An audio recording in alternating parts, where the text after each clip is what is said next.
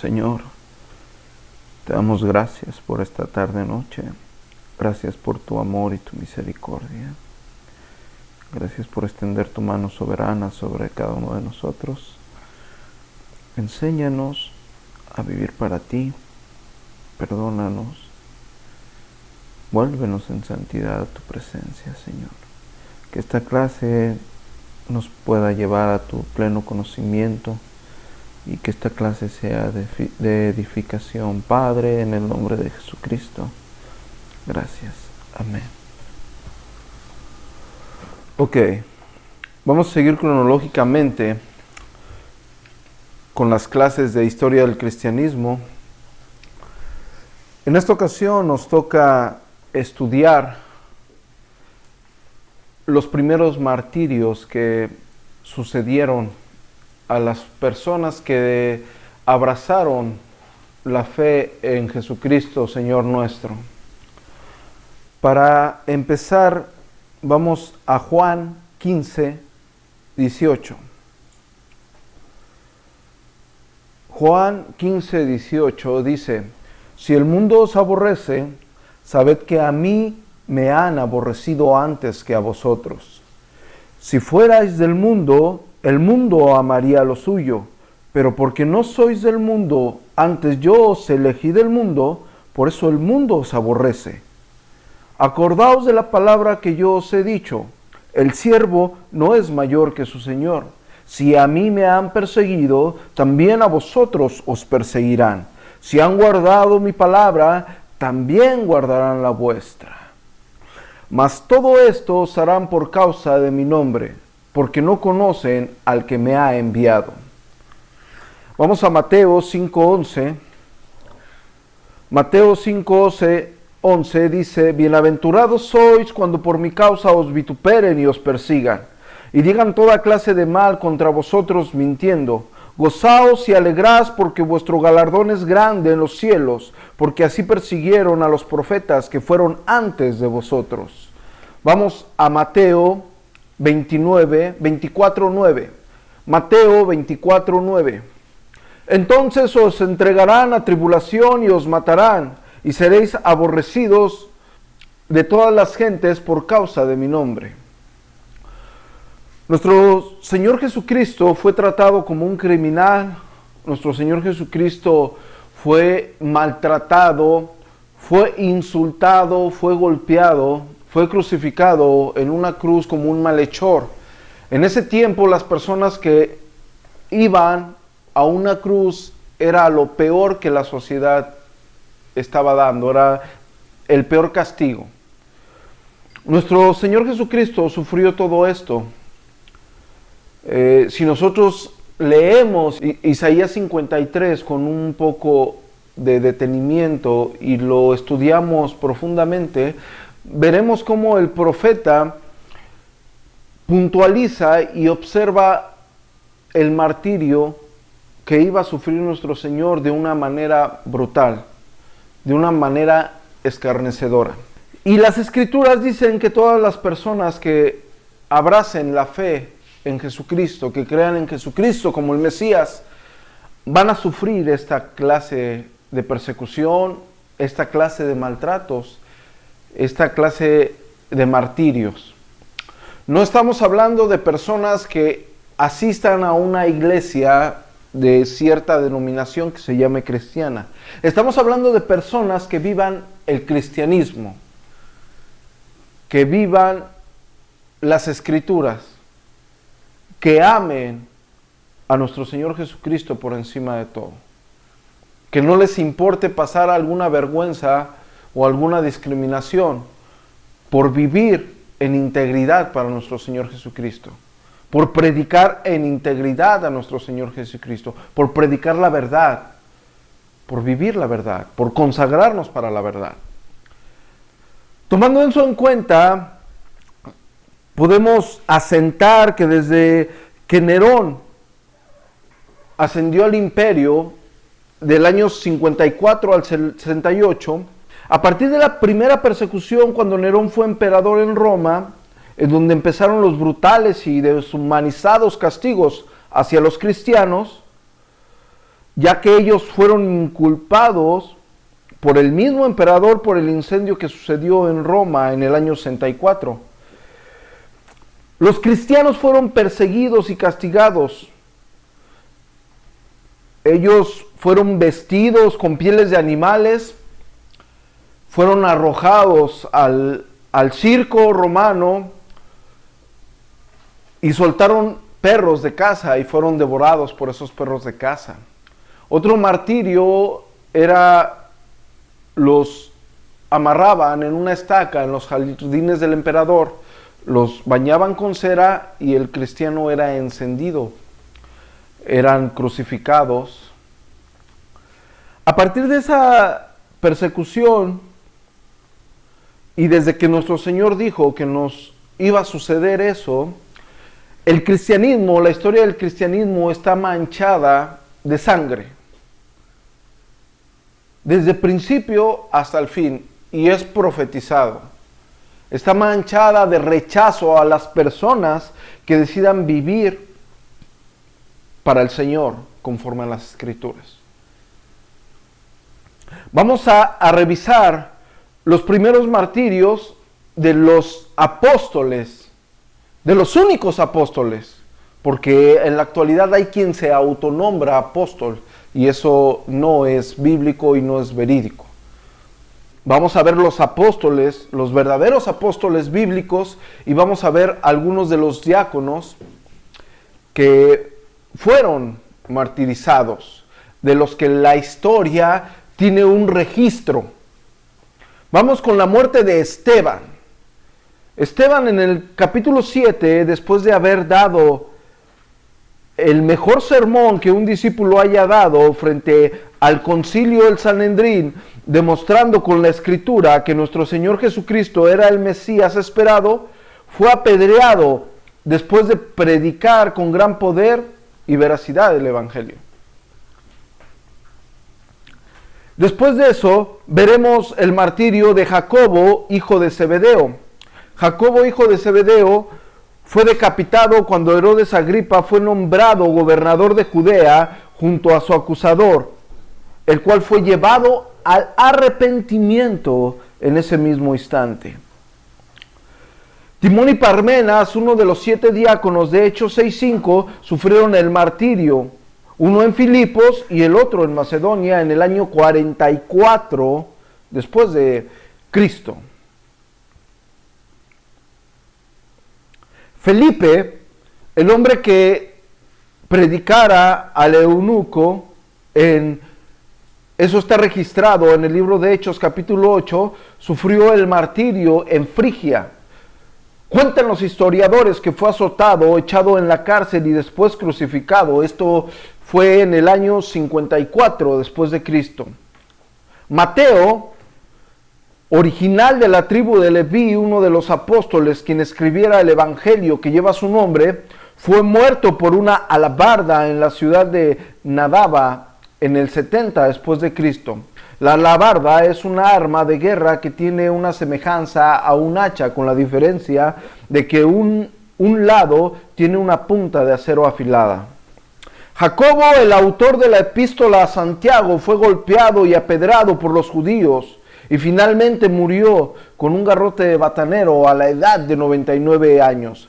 El mecanismo del garrote, en su forma más evolucionada, consistía en un collar de hierro atravesado por un tornillo, acabando en una bola que se sujetaba a un madero, donde era atado el mártir, y al momento de girar causaba a la víctima la ruptura del cuello. La muerte del reo se producía por la dislocación de la apófisis.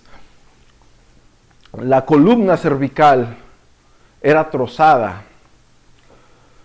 Matías, quien por una suerte fuera quien reemplazara a Judas como apóstol, fue apedrado en Jerusalén y luego decapitado. Hay cierta controversia por puntos de vista de personas que estudian las Escrituras, diciendo y argumentando que los apóstoles se precipitaron para elegir a Matías, echando suertes. Si nosotros revisamos cronológicamente el libro de Hechos, veremos que en ese tiempo los apóstoles aún no recibían el Espíritu Santo.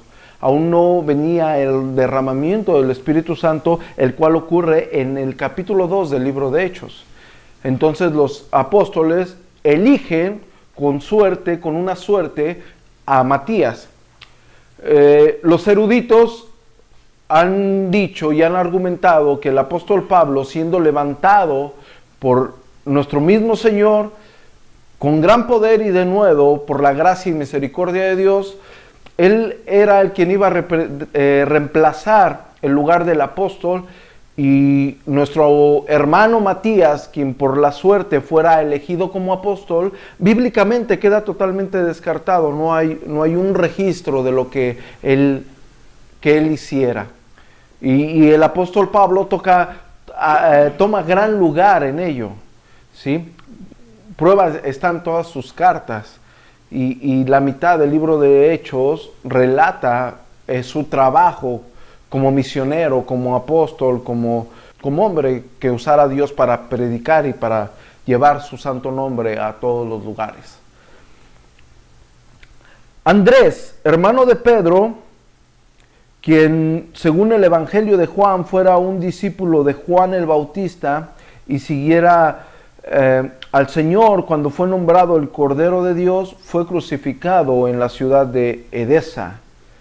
Marcos, quien acompañara en su primer viaje misionero al apóstol Pablo y desertara, también conocido por escribir el Evangelio que lleva su nombre, fue arrastrado y despedazado por un tumulto de gente en Alejandría, que eran seguidores de un ídolo llamado Serapis.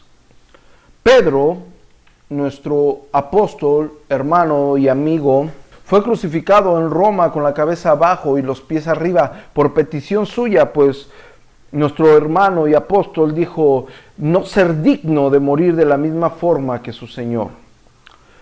El apóstol Pablo fue decapitado en Roma tras orar por sus verdugos, quien después se convirtieran al cristianismo. Judas, llamado Tadeo, fue crucificado en Edesa en el año 72 después de Cristo. Bartolomé fue azotado y luego crucificado por los idólatras de la India. Tomás, llamado Dídamo, nuestro incrédulo apóstol, fue atravesado por una lanza en la India.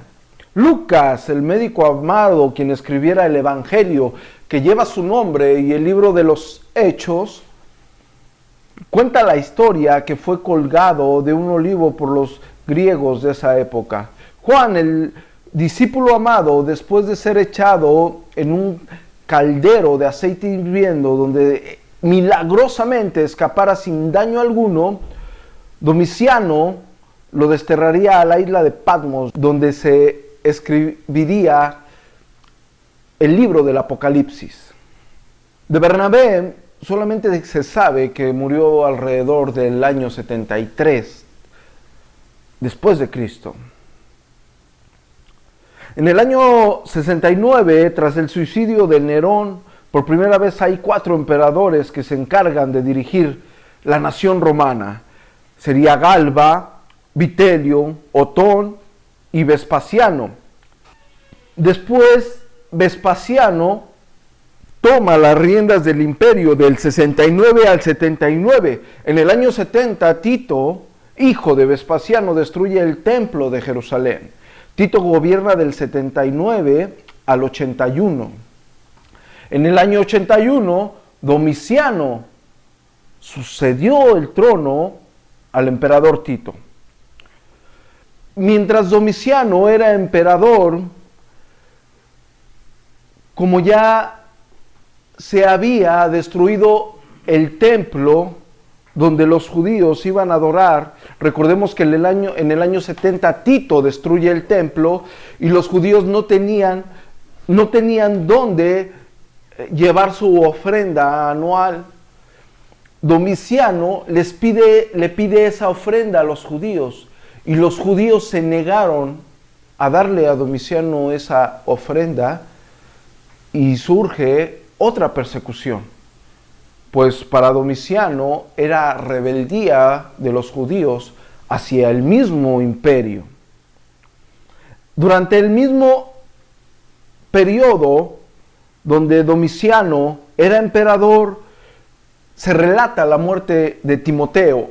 Recordemos a Timoteo, nuestro joven pastor, quien el apóstol Pablo mandara 2 cartas conocidas actualmente como las cartas pastorales, dándole y dejándole asentada la información de cómo se debe de administrar la iglesia y cómo deben de ser las personas que deben de administrar la iglesia.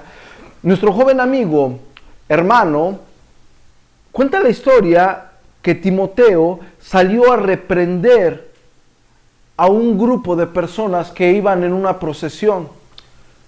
Ellos iban en una fiesta llamada Catagogion. Y Timoteo se para enfrente de los idólatras y los llama al arrepentimiento, hablándoles de nuestro Señor Jesucristo, diciéndoles que se arrepintieran de su idolatría. Obvio, a estas personas idólatras no les pareció una buena idea, y cuentan los historiadores que lo apalearon terriblemente, y fue tan brutal la golpiza que le dieron que 2 días después murió. Tras el asesinato de Domiciano, le sucedió Nerva en el 97. Tras la muerte de Nerva, le sucedió el emperador Trajano. Trajano es emperador del 98 al 117. Mientras Trajano es emperador, hay una historia, hay una leyenda que las personas que se dedicaron a relatar los hechos históricos de esa época dejaron plasmado, y dejaron tan plasmado que cualquier historiador cristiano se ha visto en la necesidad de traer siempre a memoria esa historia. Cuenta la historia de un hombre que se llamaba Plinio. Plinio era nombrado o fue nombrado gobernador de Bitinia, que es la actual Turquía, en el año 110. Cuenta la leyenda que a Plinio le llegó una lista anónima en la cual delataban a unos cristianos. Plinio era un hombre justo. Él nunca estuvo en un juicio hacia los cristianos. Entonces, lo que hizo, los mandó a traer para investigar sobre ellos, y salió a ver a los templos paganos. El resultado fue que los templos paganos ya estaban casi vacíos. La carne que se vendía en las carnicerías eran de animales que se sacrificaban a los ídolos de los templos paganos. Pero como los templos paganos ya no asistía a tantas personas, lo que hace Plinio, manda a traer a los cristianos y les preguntaba que si ellos eran cristianos. Cuentan los historiadores que la mayoría de las personas decían que no lo eran, o algunos que se les llegaba medio a acusar de que lo fueran, decían, sí lo era, pero ya no lo soy. Plinio le manda una carta a Trajano donde le dice que la única forma de descubrir a un verdadero cristiano era ponerlo a adorar a los dioses, llevarle incienso al César y que blasfemara contra Cristo. Y Plinio dice en su carta que un verdadero cristiano nunca iba a hacer eso. En esa misma carta que le manda Plinio a Trajano, le dice Plinio a Trajano que no era necesario que gastara el dinero del imperio para perseguir a los cristianos. Como Plinio se dedicó a investigar la vida de los cristianos, se dio cuenta que los cristianos no hacían daño a nadie. En la carta que Plinio le escribe a Trajano, le deja sentado que lo único que hacían los cristianos era reunirse por las mañanas, hacer una oración donde se comprometían a no hacer ningún daño absolutamente a nadie y no hacer cosas malas. Después de hacer esa oración, compartían el pan y se iban cada quien a sus labores, para volver en la tarde a reunirse, hacer otra oración y compartir el pan. Desde ese momento y por esa carta que Plinio le manda a Trajano, los cristianos ya no fueron en esas décadas, en esos primeros siglos, ya no fueron perseguidos. Solamente eran llevados al martirio si alguien los acusaba. Si a alguien no le caía bien un cristiano, esa persona lo acusaba de cristiano y el cristiano era llevado contra el imperio, era llevado frente al emperador.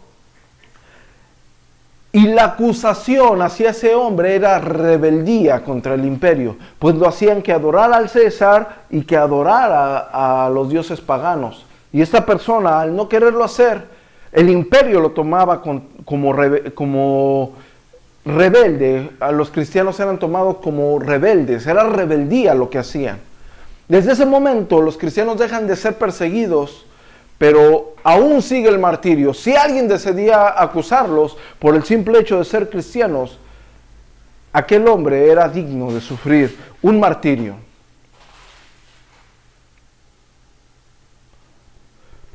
Vamos a ver la muerte de Ignacio de Antioquía, también llamado Teóforo, que quiere decir hombre que lleva a Dios.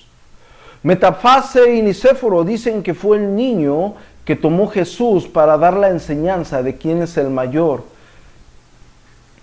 Eso lo podemos ver en Lucas 9:47, Mateo 18:2 y Marcos 9:36.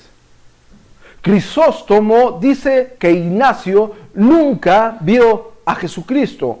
La cronología concuerda con lo que dice Crisóstomo.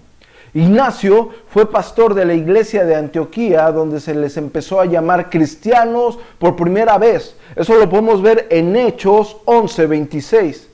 Después de Evodio, el cual precedió al apóstol al apóstol Pedro en el pastoreo de esa iglesia, Ignacio toma el liderazgo de la iglesia de Antioquía. Antioquía era la tercera ciudad más importante del imperio después de Roma y Alejandría. También era una de las iglesias más importantes e influyentes. Había en Antioquía muchos cristianos de procedencia judía que huyeron de la destrucción de Jerusalén.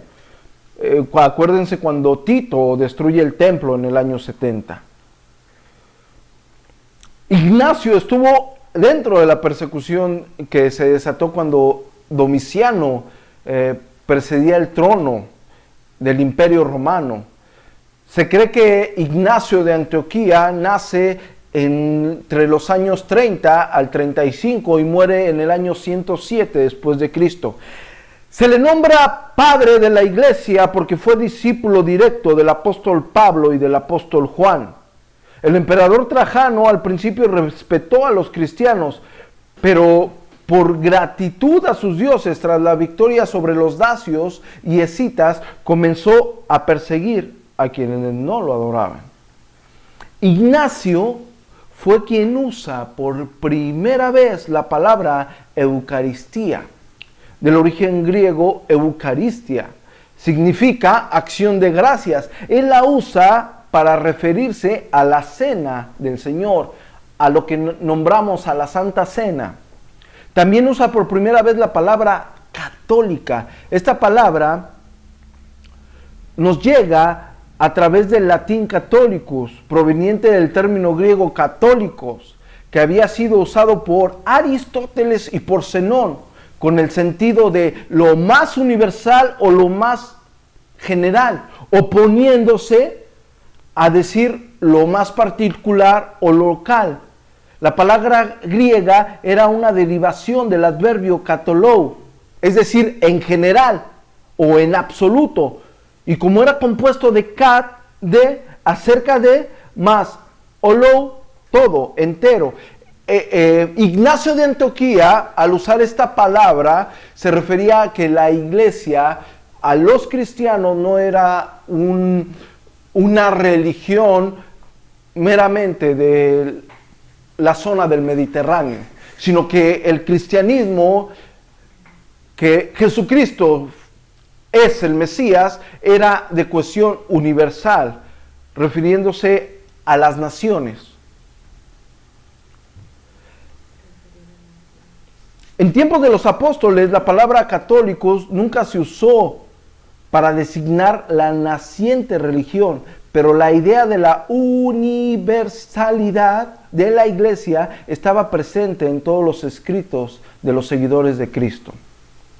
La noción de la Iglesia universal, en el sentido de que alcanzaba los confines del mundo conocido, solo surgió en el siglo IV de nuestra era para quedar consolidada en el Concilio de Constantinopla. Eso fue hasta el año 381. Cuenta la historia, dejando a modo de leyenda, que Ignacio tiene una entrevista con el emperador Trajano. El emperador Trajano se dirige a Ignacio diciéndole que quién era él, que osaba desobedecer sus órdenes y llevaba a otros a su perdición. Y al referirse a él de esa forma, le nombra espíritu malvado. Los historiadores de esa época cuentan que Ignacio respondió: nadie llama a Teóforo espíritu malvado. El emperador quedó sorprendido de la firmeza con que este hombre de Dios contesta. Y le responde el emperador: ¿quién es Teóforo? Ignacio responde: el que lleva a Cristo dentro de sí. El emperador Trajano respondió con una pregunta: ¿quiere eso decir que nosotros no llevamos dentro a los dioses que nos ayudan contra nuestros enemigos? Ignacio, sin ningún temor ni respeto por su idolatría, respondió: te equivocas cuando llamas dioses a los que no son sino diablos. Hay un solo Dios que hizo el cielo y la tierra y todas las cosas, y un solo Jesucristo en cuyo reino deseo ardientemente ser admitido. Trajano, con un semblante desencajado, respondió: ¿te refieres al que fue crucificado bajo Poncio Pilato? Ignacio contesta, denuente y firme con el Evangelio: sí, aquel que con su muerte crucificó el pecado y a su autor, y que proclamó que toda malicia diabólica ha de ser hollada por quienes arrepentidos se han vuelto a Dios por medio de su sacrificio. El emperador Trajano sarcásticamente dijo: entonces tú llevas a Cristo dentro de ti.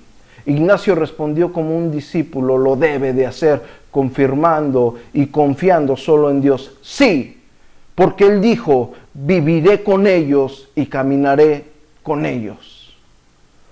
Se dice que el emperador le ofreció a Ignacio honrarlo con su amistad si se retractaba y adoraba a sus dioses blasfemando el nombre de nuestro Señor Jesucristo. Los historiadores dicen que Trajano le dice: sacrifica luego a nuestros dioses y yo te empeño mi imperial palabra, que al instante te declararé sacerdote del gran Júpiter y padre del Senado. Ignacio respondió: guarda, oh emperador, esas liberalidades para otros que las estimen, porque por lo que a mí toca, tengo la honra y la gloria de ser sacerdote de Jesucristo, y toda mi ambición se reduce a sacrificar mi vida por este divino Salvador que me redimió de la muerte y me dará otra vida inmortal. Prácticamente le está diciendo al emperador: guarda tu imperial palabra y métetela por donde te quepa.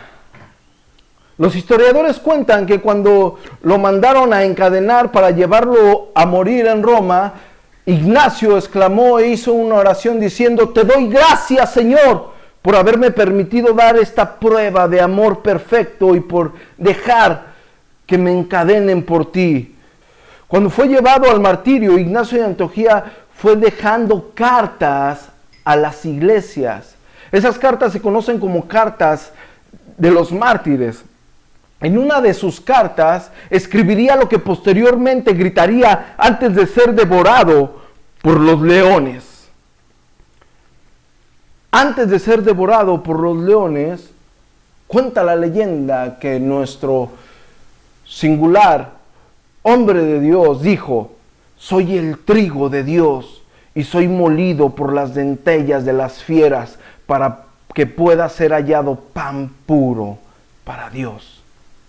Y así fue como murió el pastor de Antioquía, Ignacio de Antioquía, devorado por las fieras. Cuando Ignacio fue enviado de Antioquía a la capital romana para ser ejecutado, en el camino escribió cartas a las iglesias que son llamadas cartas de los mártires. En esas cartas trataba varias instrucciones. Su doctrina es una defensa contra dos tendencias de la época. Por un lado, algunos de los judaizantes negaban la encarnación y creían en un Jesús solo humano. Y por otro, los docetistas negaban la humanidad de Cristo. Por tal motivo, Ignacio se ve obligado a dejar bien asentadas esas doctrinas en sus cartas. En esas cartas, los temas que se hablan era del parto virginal de María. Él lo que quería hacer era demostrar la divinidad de Jesucristo. También trata en esas cartas a Cristo humano y divino. Como ya mencionamos, habla de la Eucaristía solo como referencia a la Cena del Señor. Habla también del día domingo como día del Señor. La iglesia como una institución divina cuyo fin es la salvación de las almas. No entretener personas y sobarles la espalda. La salvación de las almas. El resumen de las cartas que Ignacio escribe y que deja tras su martirio se conservan. Unos dicen que fueron 7, actualmente se conocen 13 en 3 diferentes recesiones. No nos vamos a profundizar a hablar de las cartas de Ignacio, nos tomaría tiempo, y recordemos que son cartas de un hombre de Dios, pero no están consideradas como inspiración divina, no están dentro del canon, no son palabras de Dios. Es muy importante que las estudiemos para tener el conocimiento, pero no es inspiración divina.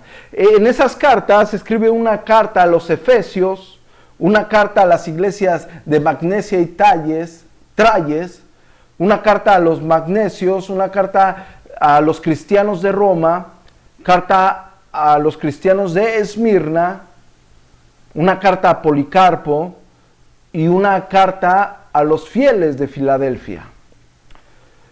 Dentro de estas cartas yo encontré una historia muy agradable. A mí me fascinó, me encantó, me llenó de emotividad de ver la grandeza de la gloria y de la gracia de nuestro Señor Jesucristo.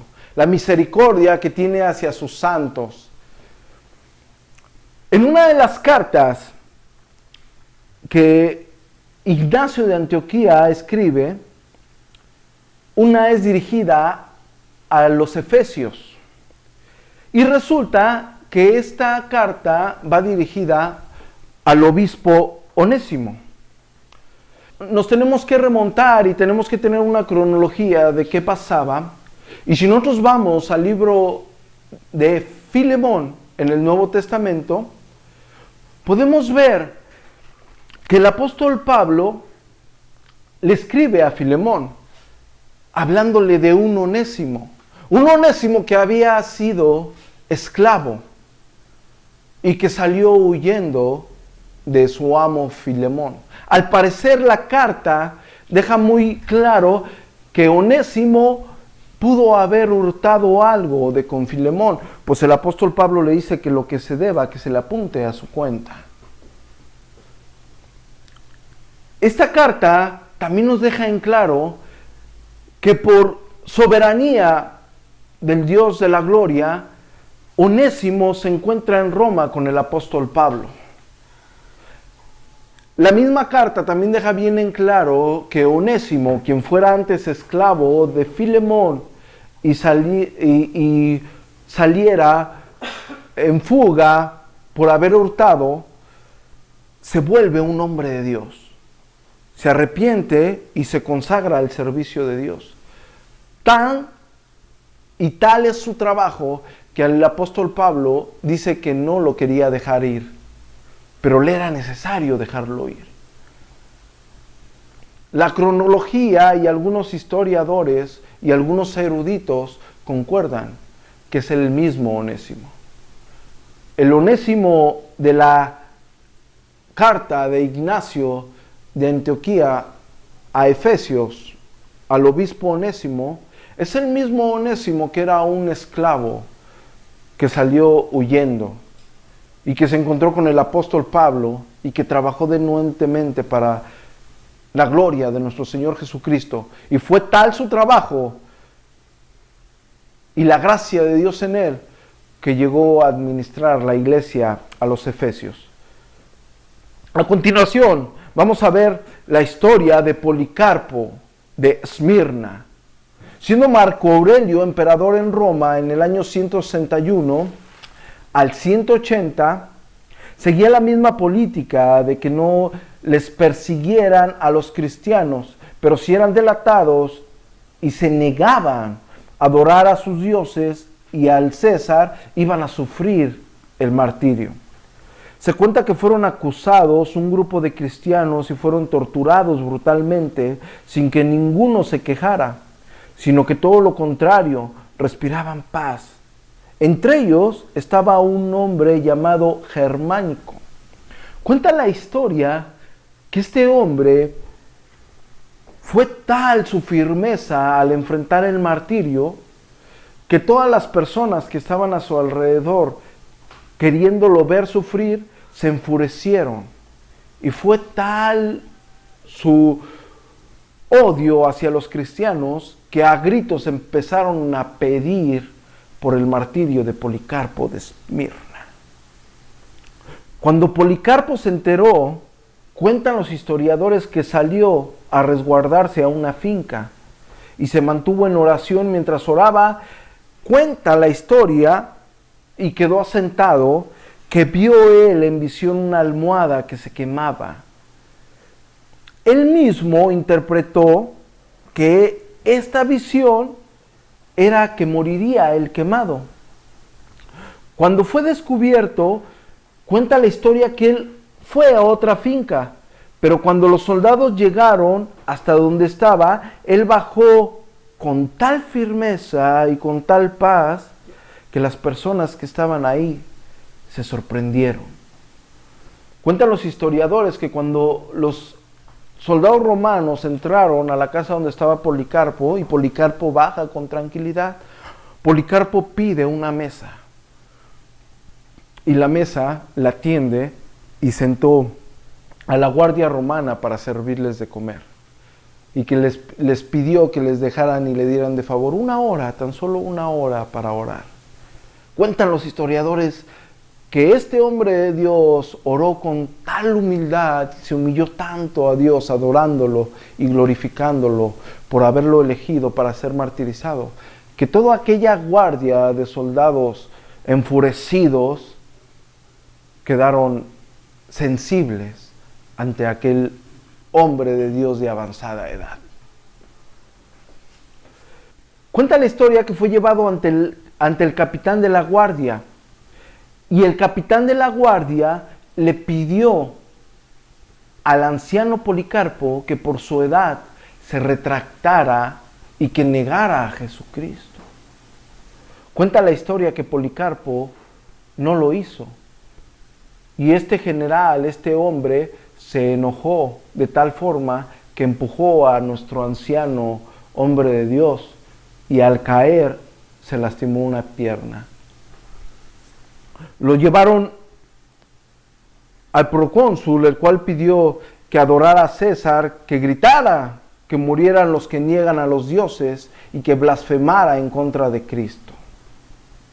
Cuando él está frente al procónsul y el procónsul le está pidiendo que blasfeme en voz alta el nombre de nuestro Señor Jesucristo, Policarpo contestó: 86 años le he servido a mi Señor y jamás me ha hecho algún mal. ¿Cómo yo puedo injuriar a mi rey que me ha salvado? Al insistir el procónsul de nuevo que adorara al César, él contestó: si usted supone que yo jure por el César y pretende ignorar quién soy, oiga claramente, soy cristiano. Los historiadores cuentan que al ver su firmeza, el procónsul le molestó y le dijo: tengo fieras y te las echaré si tú no te arrepientes. Ante estas amenazas, Policarpo de Esmirna contestó: mande a traerlas. Arrepentirnos de algo bueno para cambiar por algo malo no nos es permitido, pero cosa noble es cambiar de lo injusto por lo justo. Entonces el procónsul insistió: si no te arrepientes, mandaré a que te acaben con el fuego. Policarpo respondió: usted me amenaza con fuego que por poco tiempo arde y luego se apaga. Ignora que hay un fuego eterno de juicio futuro y castigo eterno que se reserva para ustedes si no se arrepienten de sus pecados en el nombre de Jesucristo. Prosiguió Policarpo: pero, ¿por qué se detiene? Haga conmigo lo que quiera. Diciendo eso y mucho más, fue inspirado con valor y gozo mientras su rostro resplandecía. Eso cuentan los historiadores. El procónsul quedó atónito ante tal firmeza y valentía y mandó a pregonar 3 veces por todo el estadio que Policarpo se había confesado ser cristiano. La multitud, compuesta tanto de judíos como de gentiles, pidió que le fuese suelto un león. El procónsul no pudo conceder esta petición por haber pasado la hora de los juegos, entonces pidió que fuera quemado. Acordándose de esto, Policarpo, de la visión que dijo sobre la almohada, dijo: así sea. Cuenta la historia que la multitud se apresuró a traer leña, y cuando la leña se hubo acumulado, Policarpo se desvistió de su manto y cinto e hizo el intento de descalzarse, pero era tanta su avanzada edad que no pudo hacerlo. Los impíos amontonaron la leña alrededor de sus pies y dispusieron clavarlo a la estaca para así ser quemado. Pero él les suplicó diciendo: déjenme tal como estoy. El que me concede aguantar el fuego me concederá estar sobre este conjunto de leña ardiendo sin estar clavado. Policarpo, poniendo sus manos detrás y dejándose amarrar, mirando hacia arriba, alabó a Dios y oró diciendo: Señor, Dios soberano, te doy gracias porque me has tenido por digno de este momento, para que junto a tus mártires yo pueda tener parte en el cáliz de Cristo. Por ello te bendigo y te glorifico. Amén. Al finalizar su oración, cuentan los historiadores que los fogoneros prendieron el fuego y luego de eso brotó una gran llama. Los fieles presentes testifican de haber visto un verdadero milagro. En vez de ser devorado por las llamas, en vez de tocar las llamas el cuerpo de nuestro anciano Policarpo, las llamas le rodearon, dejando el cuerpo envuelto como dentro de un horno, pero sin tocarle. Cuando por fin se vio que el fuego no pudo tocar al mártir, enfurecieron los impíos y mandaron a un soldado a traspasarlo con una lanza. Al hacerlo, la lanza salió a chorros y apagó el fuego. Fue por la espada que pereció el venerable obispo Policarpo de Esmirna. En el tiempo de Marco Aurelio, que es conocida como la cuarta persecución, también murieron Metrodoro, Pionio, quien fue un gran apologeta, murió Carpo y Pápilo, Agatónica. Cuenta la historia una mujer llamada Felicítate, una dama de Roma de buena posición, la cual fue martirizada con todos sus hijos. Uno de sus hijos, llamado Enero, fue flagelado y aprensado hasta morir. Félix y Felipe, hijos de esta mujer, fueron descerebrados con garrotes. Silvano Otro hijo de esta mujer fue echado a un precipicio.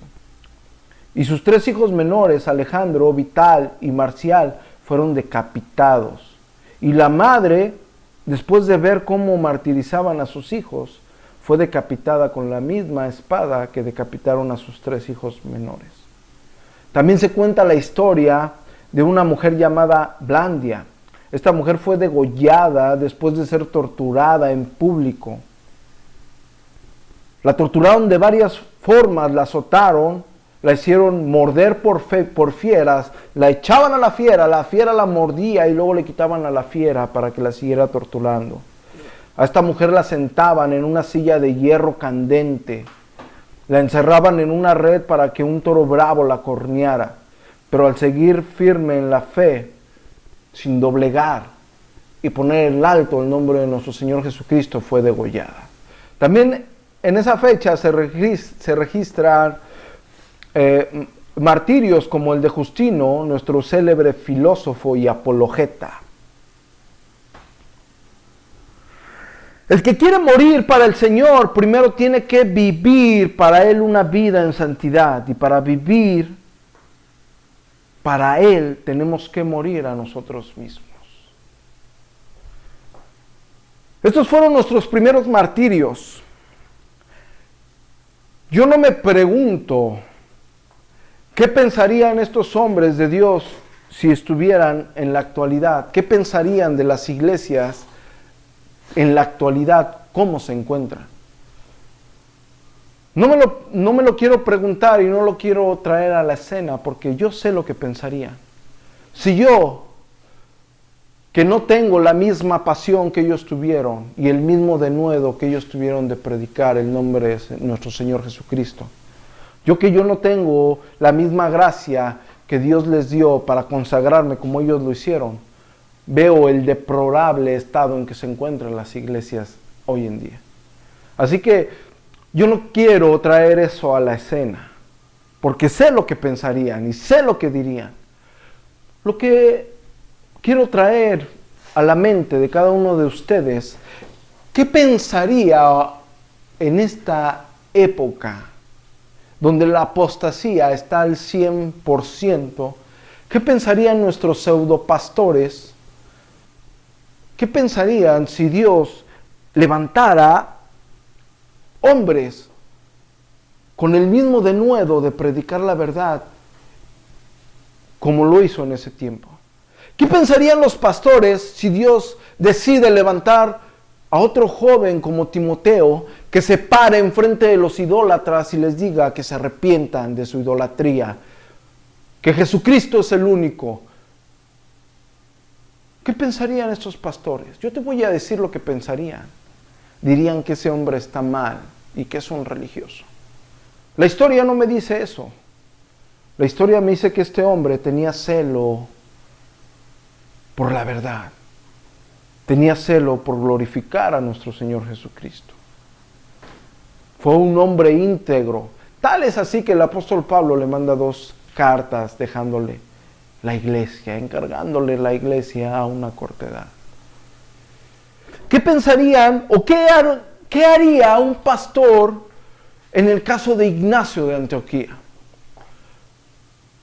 Cuando el emperador le dice que se retracte y le dice que lo hará sacerdote de su dios Júpiter y lo hará una persona grande del Senado. ¿Qué haría un pastor en la actualidad? Te voy a decir lo que haría. Vendería el evangelio como lo venden muchas personas. No les importa el evangelio. Sirven a Dios por dinero, y te voy a decir algo: quien sirve a Dios por dinero puede servir al diablo por un poco más. ¿Qué harían los pastores si Dios levanta a un venerable anciano como Policarpo de Esmirna, que sin titubear pone en alto la fe de nuestro Señor Jesucristo?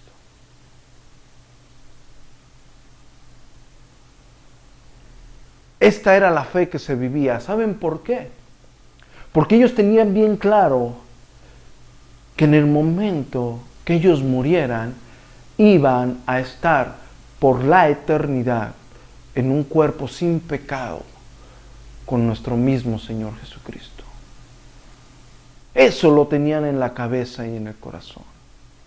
Ese era su motor. Ver a nuestro Señor Jesucristo cara a cara por la eternidad. No les importaba sus bienes materiales. Muchos cristianos de la iglesia primitiva hicieron voto de pobreza. Personas que tenían dinero y abrazaron el cristianismo, hicieron voto de pobreza y dieron todos sus bienes a los pobres. Porque sabían que la felicidad no está en el dinero. Sabían que lo que se promete, lo que Jesucristo vino a hacer en un sacrificio perfecto, justificándonos ante Dios para ser hallados sin culpa por medio de su sacrificio, era algo que no tenía precio. Estos hombres de Dios sabían que en el momento que muriera, se iban a encontrar con el mismo Dios de gloria por la eternidad. Eso los hacía caminar ante el martirio con tal firmeza. El cristianismo de hoy no es así. El día de hoy los cristianos son hechos de papel china, tantita agua y se deshacen. No les puedes decir una frasecita que no les guste porque te acusan con su papá y te borran del Face. No puedes subir algo bíblico porque te dicen que tienes que respetar. Las sagradas y santas escrituras no me dicen eso. Judas dice que nosotros tenemos que contender ardientemente por la fe. Y yo prefiero obedecer a Dios antes que al hombre.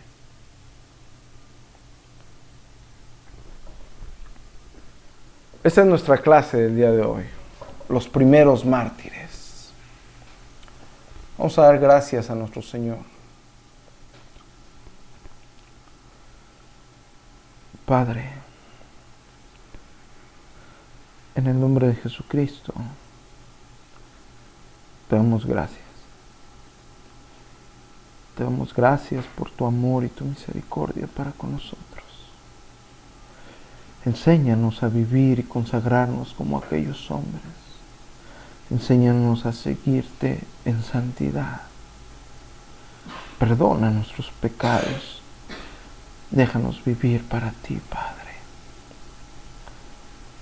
En el nombre de Jesucristo te damos gracias por este tiempo donde podemos recordar cómo fuiste glorificado por aquellos hombres, Señor.